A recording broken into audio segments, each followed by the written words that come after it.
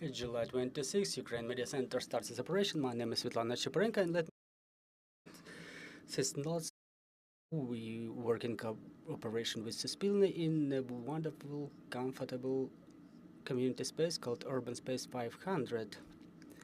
So July 28 will mark 2 years since the Russians committed a war crime in the penal colony number 120 in Olenivka. The vast majority of soldiers wounded that night remained in Russian captivity. We have remained in Russian captivity for over 2 years, and we will be talking to the representatives of Olenivka Community NGO, the wives of the wounded warriors. Joining us in the studio today are Anna Lobova, Mariia Aleksieievich, and Anastasiia Hondiul. Good afternoon, ladies. Miss Anna, I know that today you're visiting us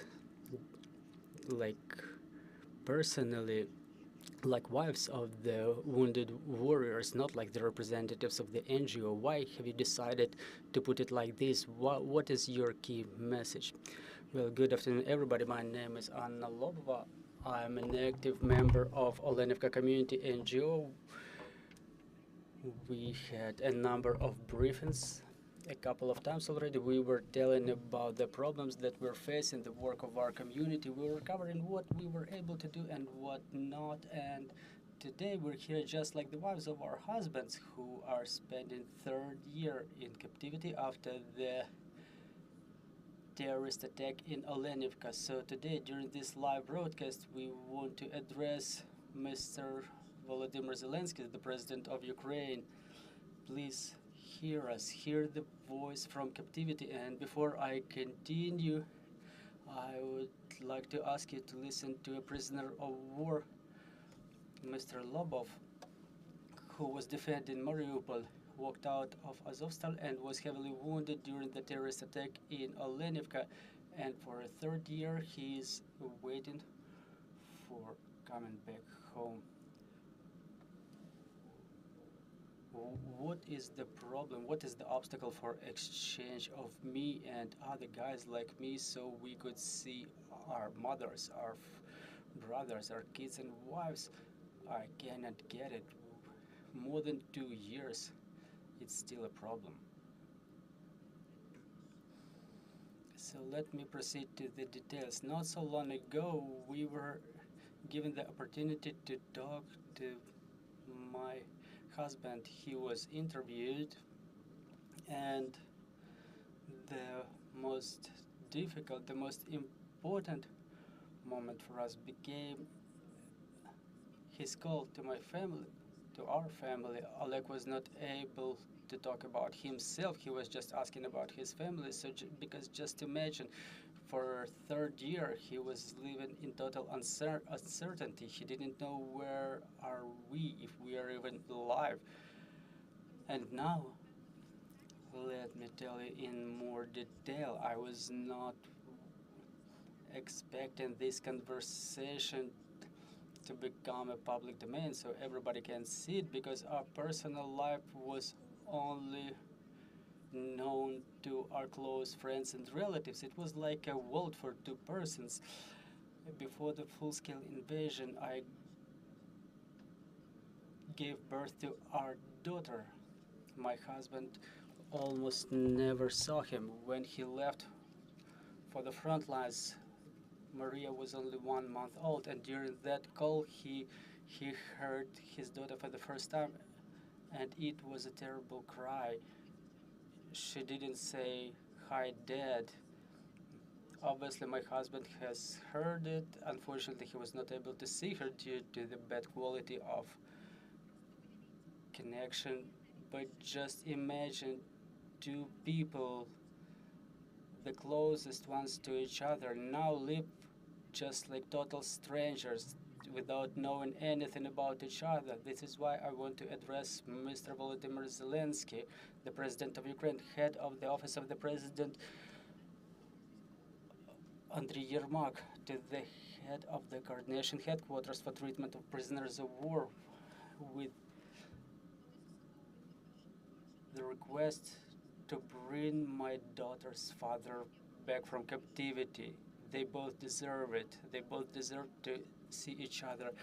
Oleg was defending Mariupol. He lost his twin brother during the defense of Mariupol. He fulfilled the order that was given to him by Ukrainian command. He walked out to be taken prisoners of war with the promise of further exchange, but for a third year in a row, he, as well as his brothers in arms, are still staying in captivity. Also, I would like to add that no single bad word during that interview was not said by Oleg in relation to the government, to the military command, and in response to the question, why haven't you been exchanged, he responded with dignity, yes, our people hold on, but there is a limit to everything.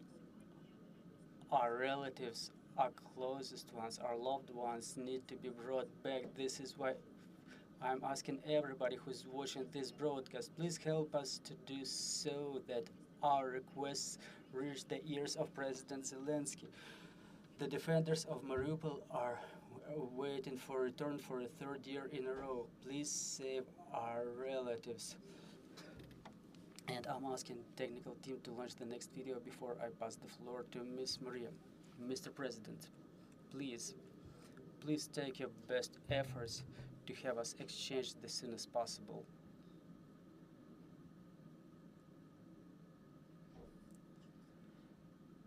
Let me start my speech from address to the President of Ukraine, Mr. Volodymyr Zelensky. My husband, Mariia Aleksieievich, is addressing you from captivity. He's asking you to exchange himself and his brothers in arms. He's a warrior of Azov Brigade who was defending Mariupol, who was fulfilling all of the orders of the command. He walked out from Azovstal facility to be taken prisoner of war, hoping that there are guarantees, there are agreements, hoping that as soon as possible they would be exchanged, because back then the terms that were promised to our warriors was 3 to 4 months, but it's been more than 26 months that my husband and his brothers in arms are stayed in Russian captivity. Me, Mariia Aleksieievich, is addressing you, a husband who, a wife who has heard her husband for the first time within the last 2.5 years. I could only hear him for 1 minute, but he holds on. He continues being Ukrainian warrior, and me as a wife who saw her husband for the first time within 2.5 years through the video. In that video that you have just seen, I've married him on the 27th of April 2022 during the defense of Mariupol, when there was a hell of a fight over there. And I'm addressing you, Mr. President, and you, Mr. Andriy Yermak, and Mr. Kirill Budanov. Please take your best efforts to bring my husband back home from Russian captivity. Please look into his eyes. Just take that look into his eyes. Just look at my husband. Look at Sergei. Look at the way he looks now. Look at all that pain, hope, expectation in his eyes. Hope that he is not forgotten. Hope that he would be brought back home as soon as possible during one of the prisoner of war exchanges.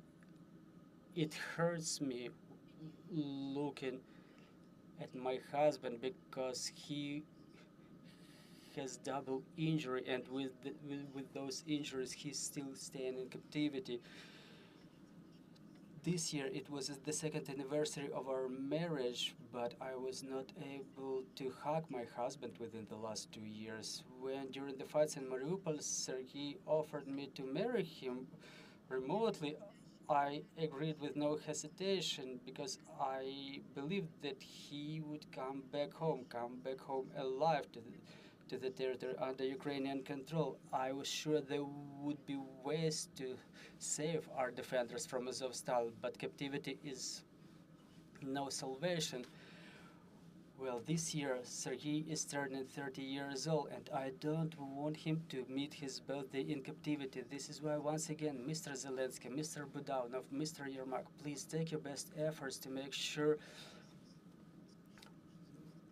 my husband joins me during his birthday. Thank you. Well, in the next video, please, I would like to ask President of Ukraine, my compatriot, to ask him why the prisoners of war who were fulfilling the orders of their commanders are still staying in captivity for more than 2 years now. Don't we deserve to be exchanged? Well, Miss Anastasia, please, the floor is yours. Our husbands held in captivity, deprived of their voices, but today we've seen them holding on, continuing being strong, waiting for exchange. We are the voices of our husbands. We're fighting for their return. Within the last 2 years, we had no single notice from them. 1 month ago, in June, I got a letter from my husband from his captivity. Within 2 years, that was the first notice from him. And in the beginning of July, I was reported through Russian Telegram channels about the condition of my husband, and I was reported he wants to talk to me. And in a couple of days, I got a video call from my husband. He was holding on. I was breaking in tears, and he was trying to comfort me. However, I was seeing tears in his eyes too. He says he's still waiting, and he told our kid to hold on. He asked me to, and my kid asked me to demonstrate the video from more than 2 years ago. My brother was not able to wait for the comeback of my husband. I had to bury him, and just like many other parents who were not able to wait for their children's return. Since the return from Mariupol, on antidepressants, because without them I just cannot stand it. We were knocking on all the doors. We had no news from our husbands, no single notice, not about their condition, neither about their whereabouts. After every exchange, I got a feeling that I'm dying, but our husbands feel even worse over there. I'm trying to pull myself from the floor every morning and to continue my fight. If you keep track of our civil organization, everything you see is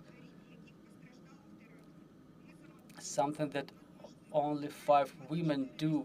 We all do it by ourselves. We work 24/7, but the result that we wait for is the return of our husbands. So it's a desperation, total desperation. Every person has limit to their patience, but we've crossed the line.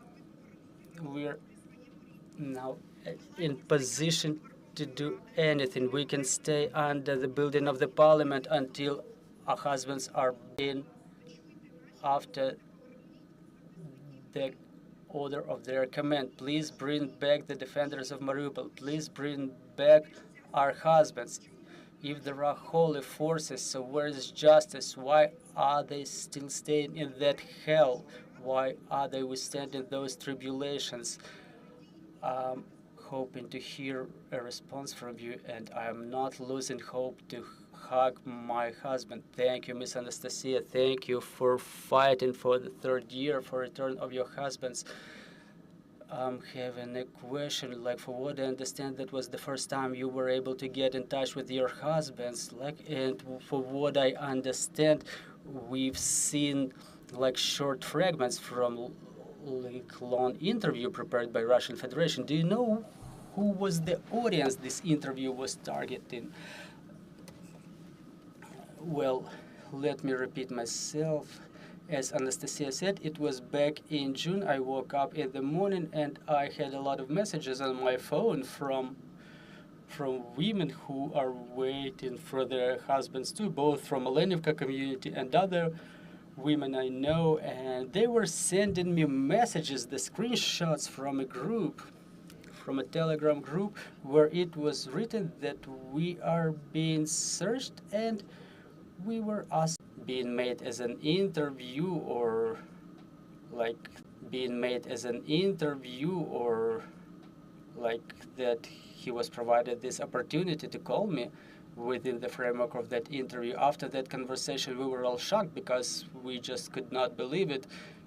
And I only told about that call to my closest circle. And then about a week ago, I woke up again. I got a lot of messages again, and I'm getting this screenshot. And I realized that it was Oleg sitting with the microphone when we were talking. I'm not sure he was wearing that microphone because it was absolutely unexpected to me. And then they sent me this link to the pending Oleg's interview. So basically, they've only demonstrated Oleg to me after our conversation when they sent this video to me. And if you want to see the full interview, it's available in YouTube. I think that they have their channel. I cannot even say which one because it was the link that I got from other relatives, and it was absolutely horrendous. The premiere, the online premiere of My Husband was on Sunday at 6:00 p.m. and we were watching it with my kid. So as you were watching it, let me readdress this question to you. For what I understand, you have the similar story. You were seeing your husband speaking. Did you feel it like he was forced to talk, or did it look frank? Well, back then when I've seen his interview, well, talking about Oleg, you can see first, second, and third picture, like before the terrorist attack, then right after that, and I mean on the third one, he looks a bit scared. I was realizing he didn't feel comfortable, but he was responding with dignity. He was, what he was telling me, it was truth because I know my husband. I mean, of course, there were questions, when he was asked, like, you have two brothers of conscription age, do you realize they are about to be mobilized? So obviously there was some pressure present, and when he was given an opportunity to talk to his family, to his kid, he is grown emotional. Just imagine this little baby is growing into more or less self-sufficient kid. I cannot say more. That's everything I can describe. Well, Miss Mariia, I would like to tell a little bit different story because Oleg was published. I mean, his interview was published. It's already available in the news in many Telegram channels. However, Sergei and Artem's interviews are not online. So we are not sure whether there will be some more interviews with our husbands. We don't know whether there will be any forcing. We just have to understand that they are prisoners of war. They need to stay alive. They need to preserve their lives, even if they say something not everybody may like. We have to still understand they are being held captive. So Anna sent me a fragment of this video with his address to the president of Ukraine, and we were thinking back then what to do, whether we should demonstrate it or not, but we've decided that we need to show it because our husbands beg about bringing them back from captivity, and we beg together with them. Well, for what I know, that your organization works in close cooperation with the coordination headquarters for treatment of prisoners of war. Is there any reaction on their part for exchange? And nothing else. I don't know to what extent it may help our government agencies. Thank you very much. Do the journalists have any questions to our guests? Antonina Novina Live, I have two questions. So first one, I follow the social networks. You know, when our moderators and journalists, they talk to Russian prisoners of war and they provide the opportunity for them to talk to their families. And I'm curious whether you felt the difference, like the moderators from Russia act in a different way rather than ours, who let the Russian prisoners of war to talk to their families. Did the moderators have any questions to you personally? Well, let me answer. Well, it's only me who knows about the existence of the interview, because all interview with my husband was demonstrated. I've seen the record of that conversation.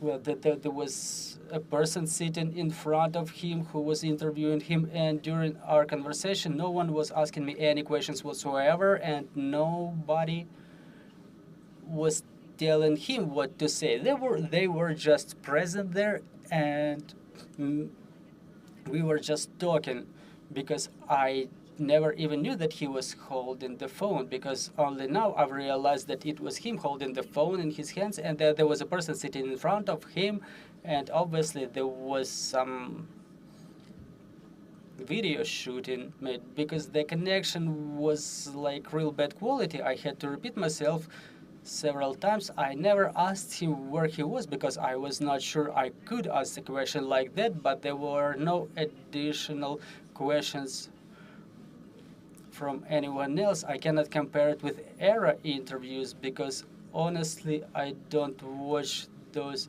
interviews. Sometimes I just come across them in like stories, short stories, because honestly I have no time and desire to do so. Well, another question. Well, you've said that your cup of patience is overfilled, and it's been only now that you were addressing the office of the president, but can you name at least somebody who was helping you? Is there any government representative whom you can call and you can, for example, get advice on how to talk to your husband if somehow he calls you once again? Is anybody in touch with you for these 2 years? So let me respond shortly. No. No single expression of support or communication. Well, generally speaking, talking about communication with the government agencies, it only happens upon our initiative. We addressed the Office of the Commissioner for Human Rights as a civil organization. We were asking for personal meeting recently. Well, he receives the citizens, like not his advisors, but he personally, in order not to gather a lot of people to have a constructive conversation. So we got a response to our letter that there will be a general meeting for the families of Mariupol garrison. Well, there are meetings like that taking place, but they are absolutely senseless. My husband has been in captivity for 26 years. What's the sense for me to come to a meeting to Lubinets or Budanov or Yermak? What difference does it make to me if they just tell me the same thing that I've heard a lot of times, that Ukraine does everything that it can, I mean, that they're looking for the ways. As a representatives of civil organization, we were addressing the government not for the first time. We were addressing them many times as a civil organization, including about exchange of collaborationists, for example, the Moscow Patriarchate priests, to have them exchanged against our wounded warriors from Azovstal. And on top of that, we were also publicly addressing our government to establish the task force that would include people on Ukrainian part who were negotiating our husbands to walk out from Azovstal to be taken as prisoners of war. If they were able to negotiate it back then, I think that they would be able to negotiate it once again. Well, let me add to this initiative. We've already submitted a public open letter. We got no single response, even a standard one, and we've decided to submit that open letter because really, if back then in Mariupol near that manufacturing facility there were some negotiations, why now those people who were agreeing for our husbands to walk out from Azovstal to be taken in captivity, why they are not responsible for further negotiations? Just imagine, it's not like 2 or 3 persons. It's about 2,000 people only walking out of Azovstal, and it's absolutely unjust and unfair what's happening now. We understand that the process is difficult, but come on, let's stop talking about the impossible. Let's look for the ways to save them. Our government has already proven that it's possible. It's possible to return them. Remember 21st of September 22, 6 May 23, 8 June 23, and then full stop. Azov is not returning from captivity for more than 14 months now. Thank you very much. Another question, please. Natalia Mazina, Громадське.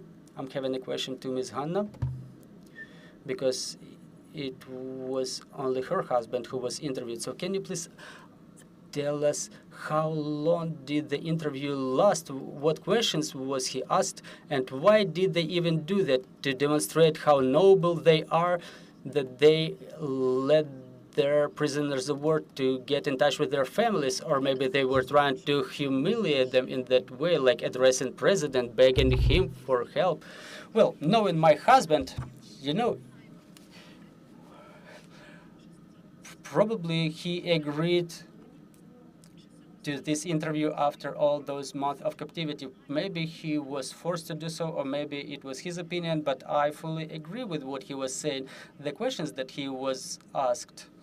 So he was asked about the unit he was serving in, why did he decide to join the military, whether he wanted to flee from army.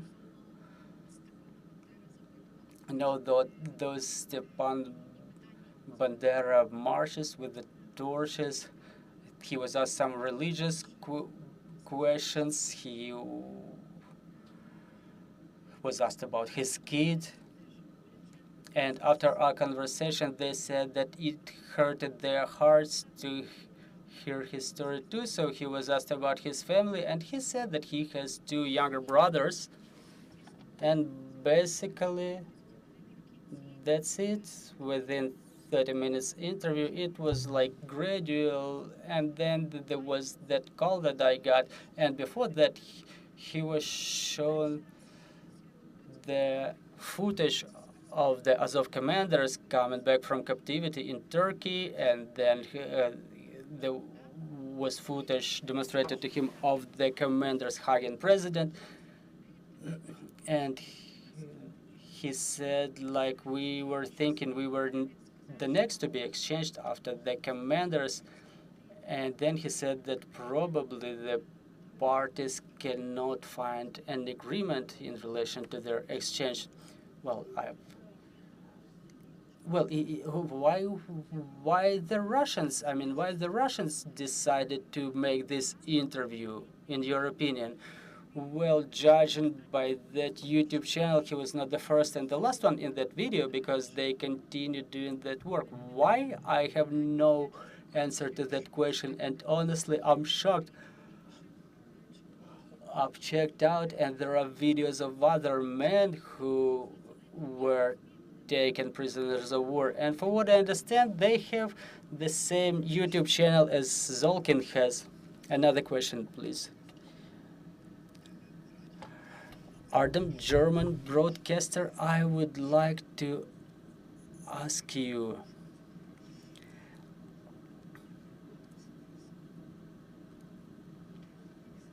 I apologize, I got a little bit lost.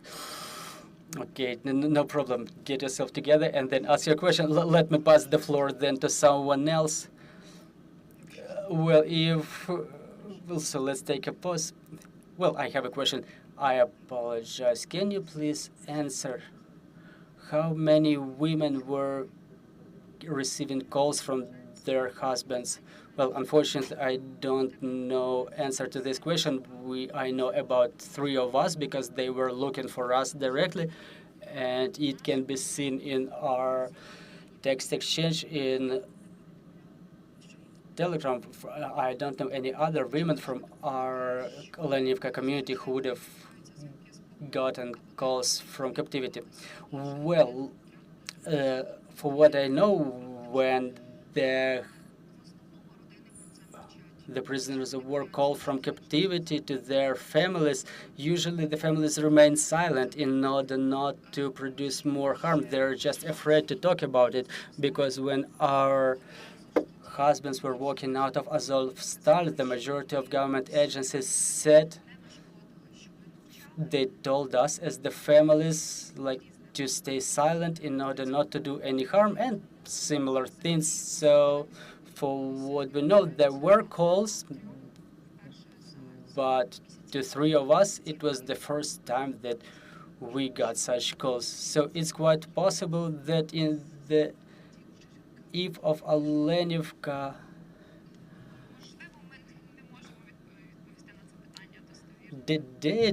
I mean, you were 3 to receive the calls. Well, so did you get those calls at the more or less same time? Well, within the same day, but different time. Well, I wanted to ask you, it was a Telegram video call, right? Yes, so the question is basically, our party continues emphasizing that they want to exchange all against all. But how about Russia? They create obstacles for this. So after today's press conference, what will you deem as a minimum first step to fulfill such an exchange? Because again, Ukraine says we are ready for exchange, and you're asking the president to fulfill such exchange. Well, we hope that the minimal first step will be the return of our husbands, Artem Hondiul, Oleg Lobov,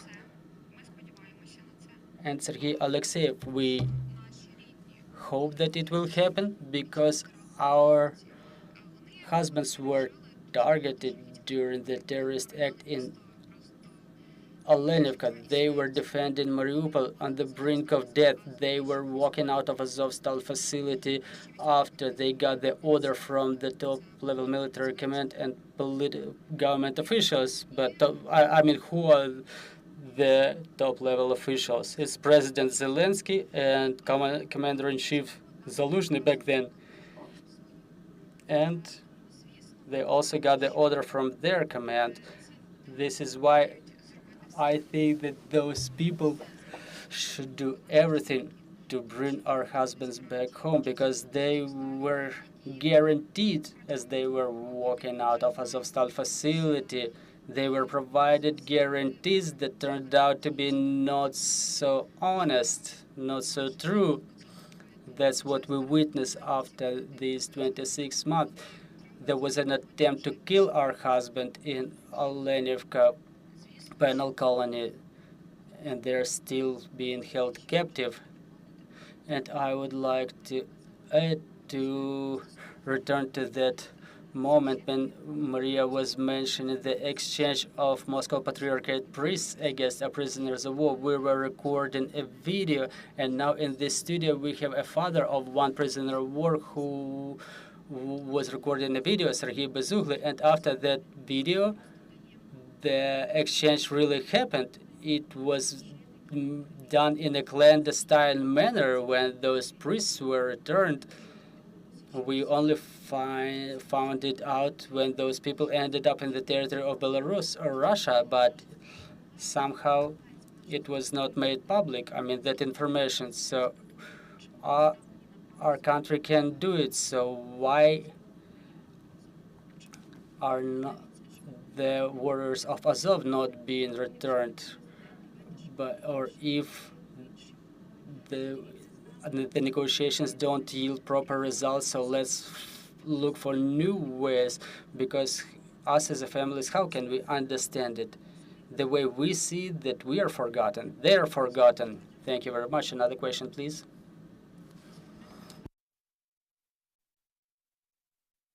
Army FM, and my question is, like, yesterday United Nations recognized the crime of Russians in Olenivka. In your opinion, will that resolution influence the exchange? No, those things that are not interrelated, that's mostly related to the investigation of the crime in Olenivka, but ICRC or Nations don't deal with exchanges. Well, another question for the community: to what extent the protests are efficient?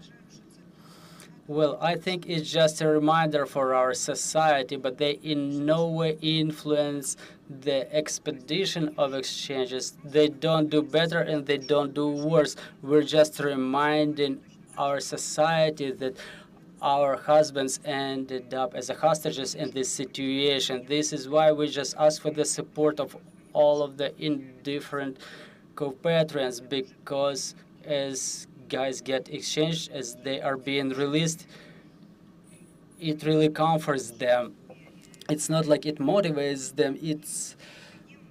I mean, it's just pleasant for them that they were fought for, that they were awaited for, that they were not forgotten.